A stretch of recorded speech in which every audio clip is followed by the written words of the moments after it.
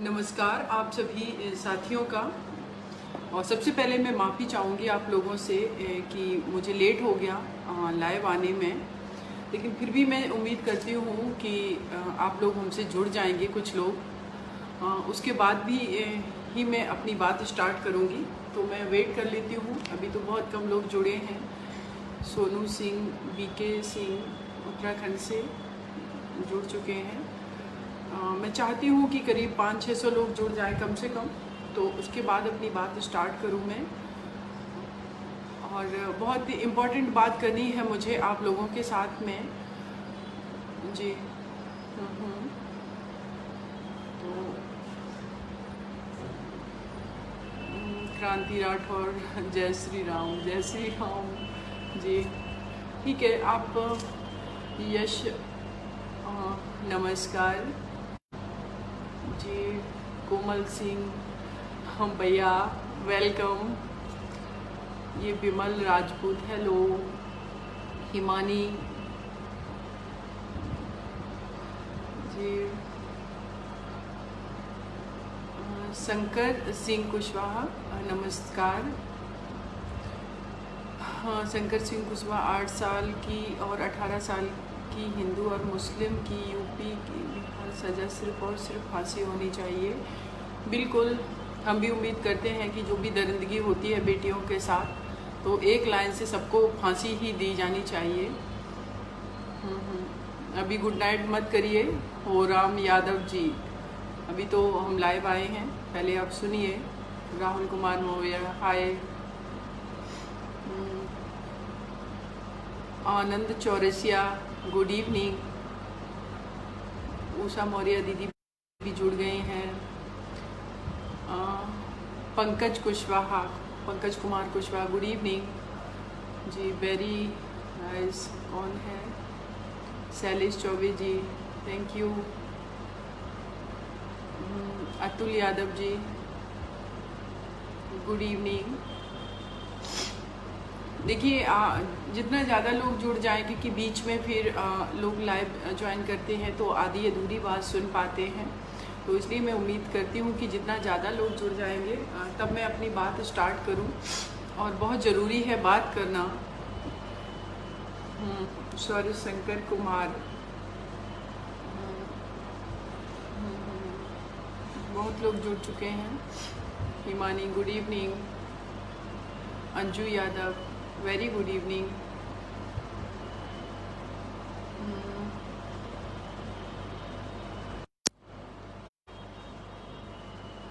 श्रद्धा Chaturvedi, hello Shraddha, कैसी हैं आप? बहुत अच्छी रिपोर्टिंग कर रही हैं, मैं देखती रहती हूँ आपकी जो भी फील्ड का वर्क है। रियली प्राउड होता है आप जैसी बेटियों को देख करके। Ankur Kashyap, good evening. Anju Yadav, hi, good evening. Rishika Meena, Tej Pratap, oh thank you so much. Pushkar Anand, hello. Ma'am, भाभी, thank you. Gajanand Sharma ji, good evening my दीदी, थैंक यू सो मच। अभी तक करीब 700 लोग जुड़ने होने वाले हैं, लेकिन मैं उम्मीद करती हूँ, पहले मैंने कहा 500, लेकिन 1000 लोग जब जुड़ेंगे तभी मैं अपनी बात रखना स्टार्ट करूँगी। Vijay Maurya ji, Suraj Maurya, good evening ma'am, thank you, very good evening. और श्रद्धा का थैंक यू आया, all the best sister. Sharma Singh Dolly, good evening. Vanshki Kumar watching, Prince Kumar, very good evening. अभी तक कितने लोग? करीब 750 लोग जुड़ चुके हैं। पुनीत सिंह, प्रिया, नमस्कार। मैं चाहता हूँ कि आपकी लाइव में लड़कियों को भी ज़्यादा से बिल्कुल, देखिए जिसकी समस्या है लड़कियों की, मैं बिल्कुल उम्मीद करती हूँ कि गर्ल्स ज़्यादा जुड़ें, लेकिन मेरा अपना मानना है कि जिस जेंडर की तरफ से अटैक हो रहा है, क्योंकि ज़्यादातर रेप केसेस में जो लोग इन्वॉल्व हैं वो भी उस जेंडर के लोग हमारे साथ भी। भूपेंद्र सिंह लोधी, गुड इवनिंग दीदी, very good evening brother. Munshi Lal Saini, Seema ji नमस्कार नमस्कार। किशोर सैनी, राम राम जी, राम राम। अंजू यादव अगेन, ब्रजेंद्र वर्मा जी नमस्कार प्रणाम। सत्येंद्र कुशवाहा, हाँ सीमा जी। 859 लोग हो गए हैं, 1000 पर मैं अपनी बात स्टार्ट करूँगी। Ankit Kushwanshi, good evening ma'am, very good evening. Pinky Agarwal, good evening.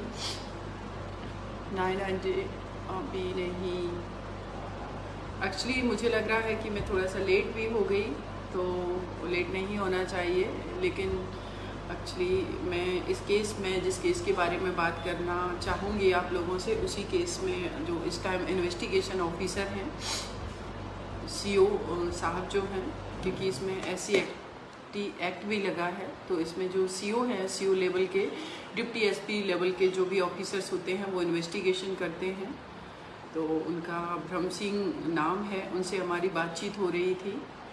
या Radha Rani Ram, good evening madam, very good evening. Chandra Chauhan, good evening.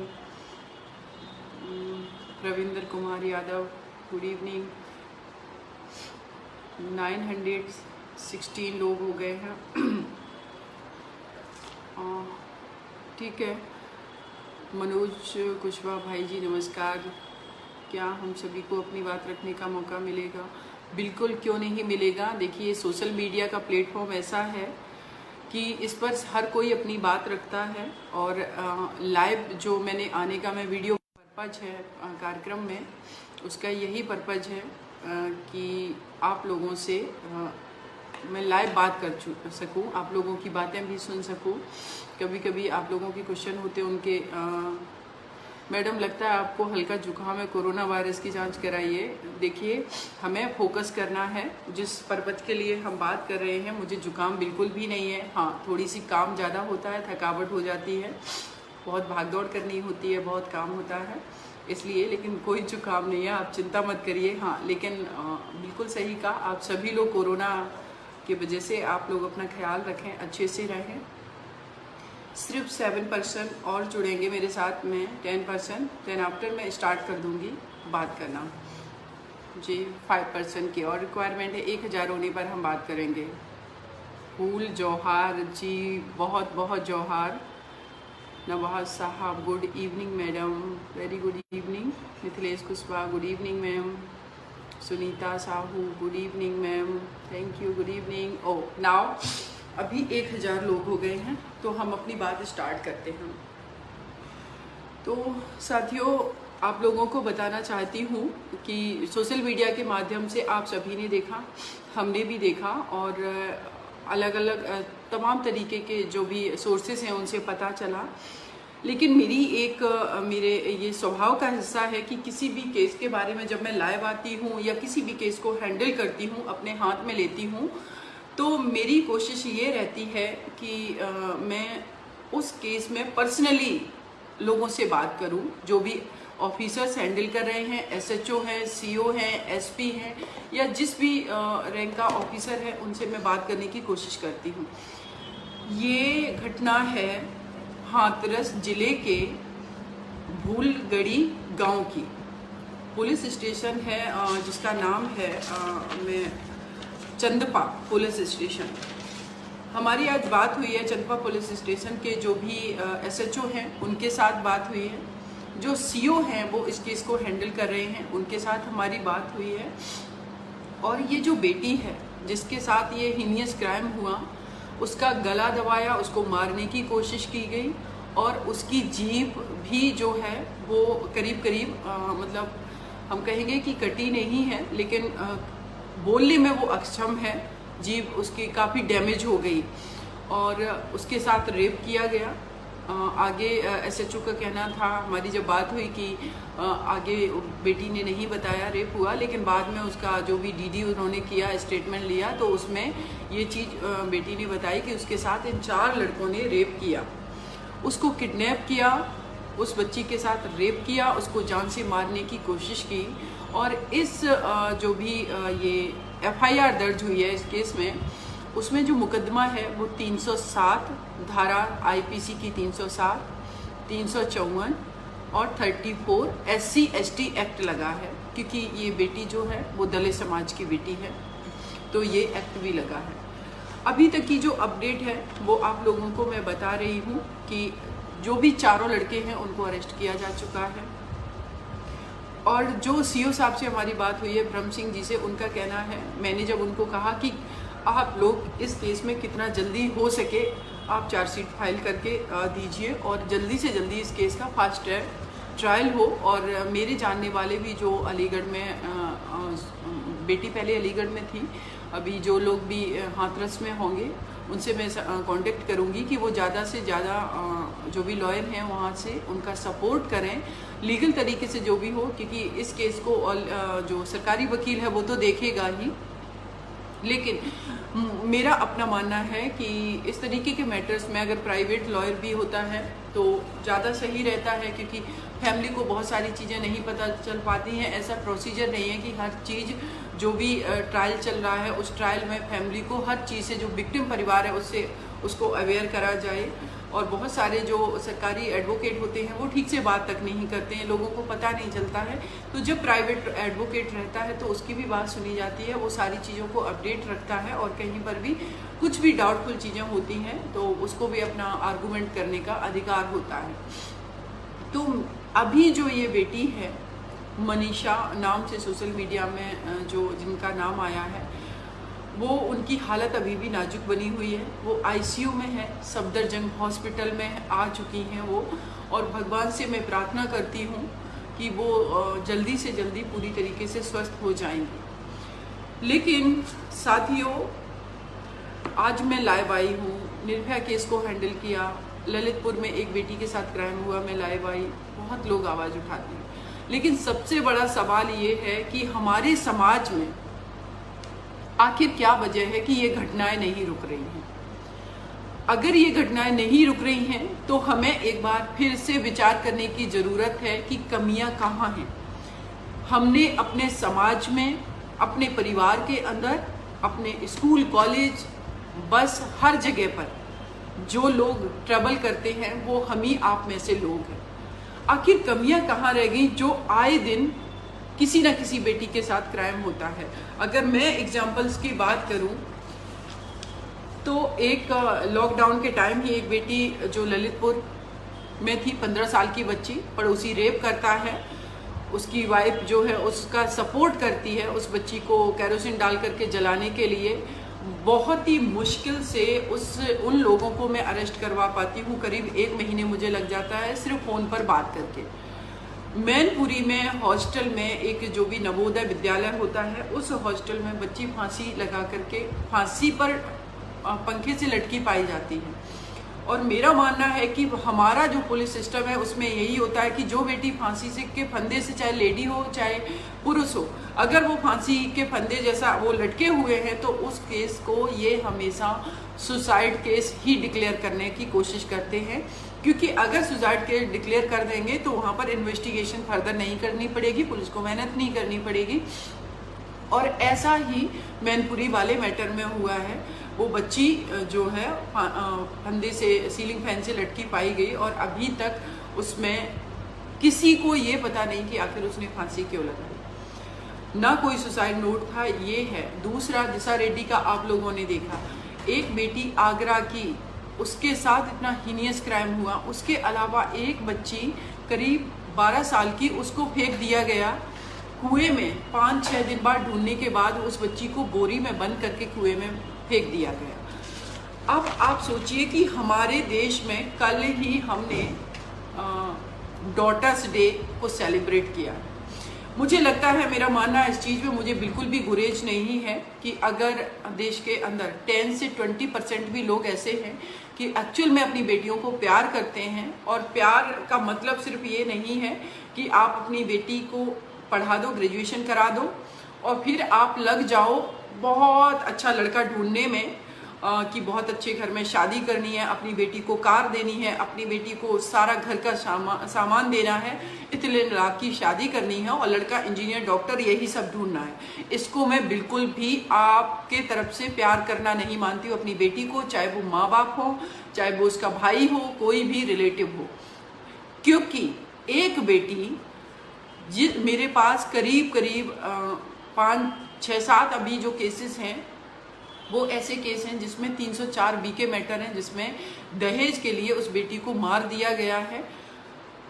परिवार जो है कहता है मैडम हमने 50 लाख दिया था, हमने 20 लाख रुपए दिया था, हमने 25 लाख रुपए दिया था।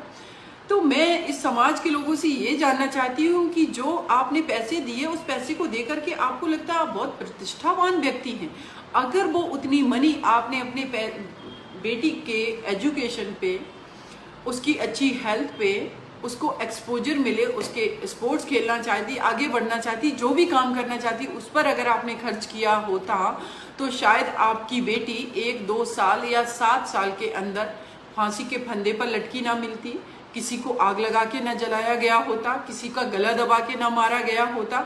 ऐसा नहीं होता, आपकी बेटी भी जीवित होती और वो भी आगे बढ़ करके कुछ कर रही होती। लेकिन नहीं, आप लोग चाहते हैं कि समाज में बदलाव हो, लेकिन अपनी मानसिकता नहीं बदलना चाहते हैं।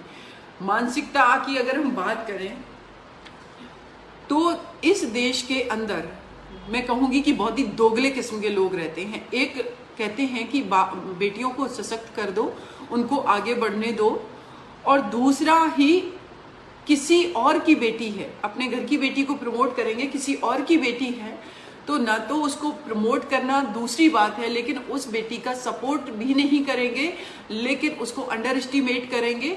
और अगर वो घर से बाहर निकलती है, जैसे कि ये बेटी खेतों पर गई हुई थी, देखिए क्या उस बच्ची के साथ किया गया। 19 साल की बेटी है जिसके साथ इतनी दरिंदगी की गई, क्या वो अपने जीवन में कभी भी अपने आप को उस लेवल पर वो रख करके सोच पाएगी? और क्या वो इन सारी घटनाओं को जो उसके साथ क्राइम किया गया उसको बारे में उससे कभी भी बाहर निकल पाएगी?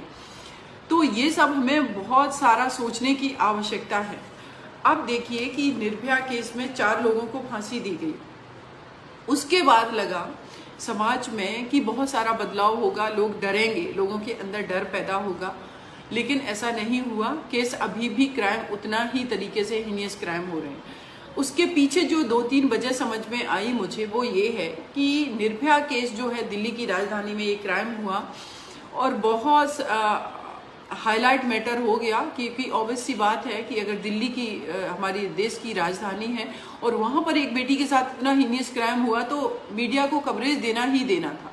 रूरल एरिया तक मीडिया नहीं पहुँचती है। इट मीन्स कि मीडिया भी अपनी रिस्पॉन्सिबिलिटी नहीं निभाती। उनको लगता है कि कोई मैटर हाईलाइट हो गया तो उसके पीछे सब पड़ जाएंगे, बाकी मैटर्स में लोग नहीं आता है मीडिया। कई केसेस में मैंने मीडिया को खुद बात की कि आप कवरेज कीजिए, इस तरीके का मैटर है, लेकिन नहीं करते हैं लोग। तो लोगों में डर नहीं है।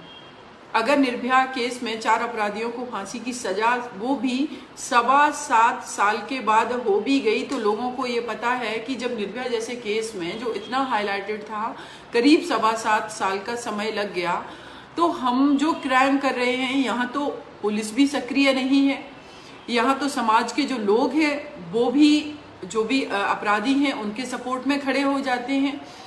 बेटी जो है जिस परिवार की है वो गरीब परिवार है, वो बहुत भाग दौड़ नहीं कर सकता, बहुत पैसे खर्च नहीं कर सकता है लीगल तरीके से लड़ने में।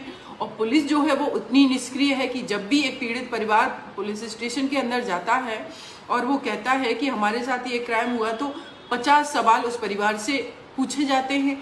उस बेटी को जिसके साथ इतना हीनियस क्राइम हुआ उससे इस तरीके के क्वेश्चन पूछे जाते हैं।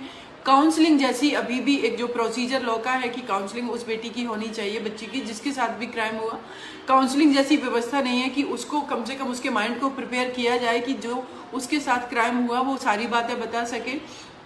तो अभी जो हाथरस में भी बेटी के साथ क्राइम हुआ तो उसमें भी वो बेटी शुरू में बता ही नहीं पा रही थी कि उसके साथ एक्चुअल में हुआ क्या। एक तो उसकी जीभ कटी हुई जिसकी वजह से वो बोल नहीं पा रही थी, और अभी भी उसकी हालत गंभीर बनी हुई है। इसी वजह से 164 CRPC के जो बयान होते हैं वो भी नहीं अभी तक उस बेटी के हो पाए हैं, क्योंकि वो बोल ही नहीं पा रही है, इतना बुरी तरीके से उसके ऊपर अटैक किया गया है। तो देखिए, मेरा ये मानना है कि हम सिर्फ खोखली बातें करके इस देश के अंदर बेटियों को ना तो सुरक्षित कर सकते हैं, ना उनके हक की लड़ाई जो है हम लड़ सकते हैं। कुछ फेसबुक पे पोस्ट लिख देने से या कोई मैटर हाईलाइट हो जाने से, मीडिया में आ जाने से एक दो बेटियों को न्याय मिल भी जाता है, तो उससे समाज में बदलाव नहीं हो जाता। और इसीलिए हमने देखा है कि बहुत सारी जो क्राइम है वो अभी भी कंटिन्यू हो रहे हैं। लेकिन अगर हम अदर और केसेस की बात करें तो मेरे पास करीब करीब आप लोगों को मैं बताना चाहूँगी कि हमारे पास बहुत सारे ऐसे मैटर्स हैं जिन मैटर्स को मैं हैंडल कर रही हूँ, जिसमें एक मैटर है, मैं बेटी का नाम नहीं लूँगी, उनके फादर का नाम नहीं लूँगी। वो मैटर जो है, बेटी की शादी होती है, ससुराल जाती है, ससुराल के लोग जो हैं वो क्रिमिनल माइंडसेट के हैं। उसका हस्बैंड जो उसके साथ बहुत गलत तरीके से संबंध बनाता है, उस लड़की का जेठ उसके साथ रेप करता है, उस लड़की के साथ उसका नंदोई जो है वो रेप करता है। और उसके बाद कोरोना हो जाता है, वो लोग FIR दर्ज नहीं करा पाते क्योंकि उत्तर प्रदेश के रहने वाले, दिल्ली में ये क्राइम हुआ। तो आप लोग सोचिए कि जब वो FIR कराने जाते हैं, लॉकडाउन समाप्त होता है, तो पुलिस का कहना इतने दिनों तक क्यों नहीं आए। जब मैंने बहुत पुलिस को इंसिस्ट किया, मैंने SP वगैरह लेवल पर जब पहुंची, बात की, FIR दर्ज हो गई लेकिन अभी तक अरेस्टिंग नहीं हुई। ये माइंडसेट है, क्योंकि उनका मानना है कि अगर शादी हो गई और शादी के बाद इस तरीके से कोई भी क्राइम हो रहा है तो वो हो सकता है दहेज की मांग की वजह से, कि दहेज के अगर मांगा हो तो झूठे केस में ना फंसा दिया हो। ये माइंडसेट है हमारी पुलिस व्यवस्था का। अब इसमें बदलाव कैसे हो, इसके लिए देखिए, मेरा जो सबसे पहले मानना है कि आप किसी भी केस में सजा मैक्सिमम करने की जगह आप केस को फास्ट ट्रैक कीजिए।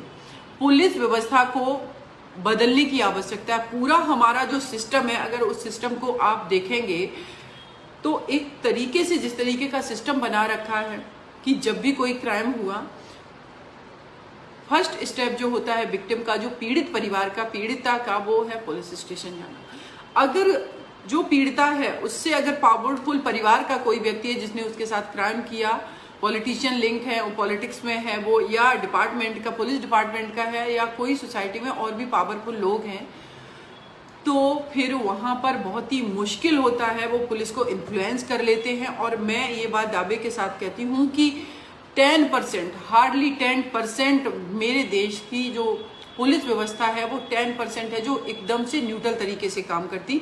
ये मेरा अपना अनुभव मैं बता रही हूँ, क्योंकि जितने केसेस मैं हैंडल कर रही हूँ, इसमें 10-10 बार एक केस में 100-100 बार तक मुझे फ़ोन करने पड़े हैं, तब जाकर के अरेस्टिंग होती है, तब जाकर के FIR होती है, FIR सही सेक्शन में होती है, या फिर पुलिस अरेस्ट ही नहीं करती है। इस तरीके की पूरी व्यवस्था बना रखी है। तो जब फीमेल के लिए आपने लॉ बना दिए हैं, कानून बना दिए हैं, तो फिर उनका इम्प्लीमेंटेशन क्यों नहीं है। सिर्फ फीमेल के कानून की नहीं, मैं सारे कानून की बात करती हूँ। एक तो उसका इम्प्लीमेंटेशन नहीं है पूरी तरीके से। निर्भया केस हुआ, उसके बाद आप देखेंगे वर्मा कमेटी की रिकमेंडेशंस आए कि ये सारा सिस्टम होना चाहिए। IPC में, CRPC में हर जगह बदलाव किया गया, लेकिन उस बदलाव को सिर्फ कागजी किताबों, पन्नों में तक ही सीमित है। एक्चुअल में आप देखेंगे तो ये इसका इम्प्लीमेंटेशन नहीं हुआ, ये लागू नहीं हुआ, और इसीलिए निरंतर क्राइम होते रहते हैं। और क्रिमिनल को पता है, जो भी अपराधी है, जो क्राइम कर रहा है, जो कल्प्रिट है, उसको पता है कि हमारा सिस्टम कैसा है, सिस्टम को हम खरीद सकते हैं। और दूसरी, अगर हमने पुलिस को खरीद लिया, और पुलिस बिकती है, ये मैं बात दावे के साथ कहती हूँ। हालांकि इस केस में मैंने देखा जो हाथरस का है कि पुलिस सेंसिटिवली वर्क कर रही है, अच्छे से वर्क कर रही है, लेकिन जनरली जो मैं बात कर रही हूँ वो ऐसा ही है कि पुलिस इन्फ्लुएंस होती है। पुलिस, किसी पावरफुल व्यक्ति का फोन आएगा तो इन्फ्लुएंस होगी, पुलिस पैसे ले लेती है, चार्जशीट को बदल देगी, चार्जशीट में हल्के जो भी है सेक्शंस में चार्ज फ्रेम करवाया जाता है। और जब ये मैटर कोर्ट में पहुंचता है तो कोर्ट की व्यवस्था की मैं बात करूं, यहाँ पर जजों की संख्या कम है। यह पूरा सिस्टम ऐसा बना रखा है कि अगर पहली डेट है तो पहली डेट पे सिर्फ सबको नोटिस किया जाएगा, फिर उसके बाद एक और डेट होगी। कम से कम 1 साल तक अगर एक केस में 20, 25, 40 लोगों के स्टेटमेंट लेने हैं तो उसके लिए 1 साल से ज़्यादा का समय लगता है। कभी कभी 4 साल, 5 साल तक लगते हैं सिर्फ कोर्ट के अंदर गवाही देने के लिए, गवाह के जो भी है उनकी गवाही के लिए, जो भी विटनेसेस हैं उनको प्रोड्यूस करने के लिए, इसमें सालों लग जाते हैं। तो सोचने वाली बात है कि जिसमें सालों लग जा रहे हैं, ये हमारा ऐसा सिस्टम है, तो हम कैसे उम्मीद करेंगे कि जो कल्प्रिट है, जो अपराधी है, उसको सही टाइम पर सजा मिलेगी। अगर सही टाइम पे सजा नहीं मिलेगी तो हम कितना भी चिल्ला लें, क्योंकि हमारा लॉ एंड ऑर्डर फेल रहेगा, सजा नहीं मिलेगी, लोगों में डर नहीं होगा और वो क्राइम करते रहेंगे। इसके लिए गवर्नमेंट को मेरा अपना मानना है कि बहुत बड़े लेवल पे बदलाव करना चाहिए, और बदलाव के साथ साथ में जितना जल्दी हो सके फास्ट ट्रैक, एक पर्टिकुलर केस क्यों, सारे जितने भी विमेन के अगेंस्ट जो भी क्राइम होते हैं उन सारे केसेस को फास्ट ट्रैक किया जाना चाहिए, टाइम बाउंड फास्ट ट्रैक किया जाना चाहिए। जैसे कि सेंगर वाले मैटर में हुआ, 6 महीने के अंदर जो भी अपराधी है, अगर वो बाई चांस इनोसेंट है तो वो छूट जाएगा, लेकिन जो भी अपराधी है उसको सजा मिलनी चाहिए। 6 महीने के अंदर अगर आप जेल में पहुंचाएंगे इन अपराधियों को तो निश्चित रूप से डर होगा और क्राइम भी कम होगा। लेकिन 6 महीने सोचिए, आप तो 6 साल में भी नहीं पहुंचा पाते हैं, तो फिर कैसे बदलाव होगा। आप कितना भी नारा लगा लीजिए, बेटी बचाओ बेटी पढ़ाओ, कितना भी आप फेसबुक पर आकर के ढोंग कर लीजिए, डॉटर्स डे, ठीक है, नो डाउट बहुत अच्छे लोग भी हैं जो अपनी बेटियों को इक्वली बेटों की तरह ट्रीट कर रहे हैं, आगे बढ़ा रहे प्रमोट। लेकिन मैं जनरल बात कर रही हूँ, क्योंकि जो लोग भी प्रमोट कर रहे हैं उन लोगों से भी मैं कहना चाहती हूँ, हर व्यक्ति रिस्पॉन्सिबल है। इस सोसाइटी में जो क्राइम हो रहा है उसके लिए हर व्यक्ति रिस्पॉन्सिबल है। मैं फेसबुक पर देखती रहती हूँ, जब भी कोई स्त्री अपना ओपिनियन रखती है महिला सुरक्षा के मुद्दे पर या महिला आज़ादी के मुद्दे पर, स्वतंत्रता के इन सारे मुद्दों पर, कितने लोग उसको ट्रोल करने के लिए आ जाते हैं। और जब वो लोग ट्रोल करने के लिए आ जाते हैं तो उसका मनोबल कितना टूटता है। वो ट्रोल करने वाले लोग कौन हैं? जब आप किसी स्त्री को लिखता पढ़ता उसको बर्दाश्त नहीं करेंगे, जो वो लिख रही है, समाज के मानक आपने गढ़े हैं, हर चीज आपने निर्धारित की है, और जब वो लिख पढ़ रही है, उसकी ओपिनियन आ रही है, तो उस आपको ट्रोल करने की आवश्यकता क्या है? लेकिन आप करेंगे, आप सीधे उसके कैरेक्टर पर उंगली उठाएंगे, या आप उसको कहेंगे झूठे केस होते हैं, यह सारी चीजें होती हैं। एक स्त्री, मैं कहती हूँ नो डाउट, अगर 5% झूठे केस होते हैं, लेकिन 95% जो सही केसेस हो रहे, उसके लिए कौन जिम्मेदार है? तो मेरा मानना है कि जो समाज है, एक तो हमारा जो लीगल सिस्टम है, पूरी व्यवस्था है, इसको बदलना चाहिए, और दूसरा जो हमारी सामाजिक व्यवस्था है, इस व्यवस्था में हमने हमेशा स्त्री को दूसरे दर्जे का ही माना है। ताज्जुब इस बात का होता है कि हमारे व्यवस्था इस तरीके की है कि जो भी अगर गर्भ में बेटी है तो उसको मार दिया जाएगा, क्योंकि उनको हर हाल में बेटा चाहिए। क्यों ऐसा क्यों है कि एक स्त्री जिसके कोख में एक बेटी पल रही है, वो उस बेटी को मारने के लिए, उस भ्रूण को मारने के लिए तैयार होगी? हमने ऐसी व्यवस्था क्यों बनाई? तो इन सब पर विचार करने की जरूरत है। और दूसरी बात कि हम लोग कहते हैं लड़कियों को एम्पावर्ड कर दो, बहुत लड़कियां एम्पावर्ड हो रही हैं, आगे बढ़ रही हैं, एडवोकेट हैं, इंजीनियर हैं, डॉक्टर हैं, अब्रॉड में भी काम कर रही हैं, लेकिन कोई भी ये गारंटी नहीं ले सकता है कि वो बेटी हमारे देश के किसी भी पावरफुल पोजीशन पर हो, उस बेटी के साथ अपराध नहीं होगा, वो पूरी तरीके से सुरक्षित है। क्योंकि समाज का जो स्ट्रक्चर बनाया गया है, उसमें आपने रिक्शे वाले को भी वो आज़ादी दी कि वो गाते हुए रिक्शा चला के रोड पे कॉन्फिडेंस से निकल जाएगा, लेकिन एक डीएम, एसडीएम, आईपीएस जो भी ऑफिसर है, या एसपी है, या अदर किसी पोजीशन पे, एडवोकेट है, इंजीनियर है, डॉक्टर, किसी भी लेवल पे अगर वो बेटी है, लेकिन वो भी जब रोड पर निकलती है तो सहम करके निकलती है। अगर वो 500 मीटर उसको पैदल चलना है और रास्ते में अगर 10-15 लोग खड़े मिलेंगे, तो मुझे पता है कि गंदी नजरें उसको घूर रही होंगी, और वो कॉन्फिडेंस आप उसमें आने ही नहीं देते हैं। क्योंकि ये जो सामाजिक ताना बाना आपने बनाया, वो इस तरीके के लिए ऐसा बनाया कि बेटी के लिए आपने कोई सुरक्षित जगह छोड़ी ही नहीं है। चाहे वो ऑफिस हो, चाहे वो परिवार हो, चाहे वो रिश्तेदार हो, चाहे वो उसका स्कूल हो, कॉलेज हो, ऑफिस हो, पॉलिटिक्स हो।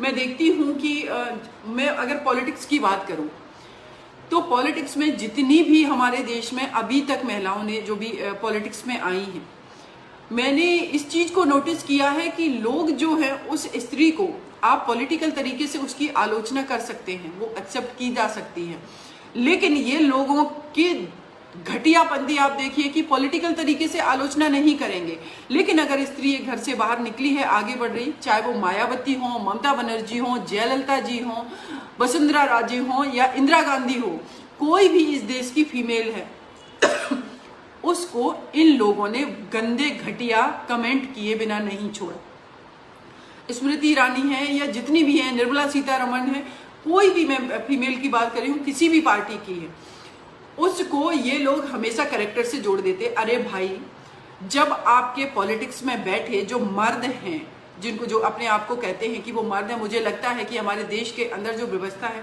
मर्द का कॉन्सेप्ट जो इस तरीके से बनाया गया कि वो सर्वश्रेष्ठ है, मैं ऐसे लोगों को सर्वश्रेष्ठ नहीं मानती हूँ।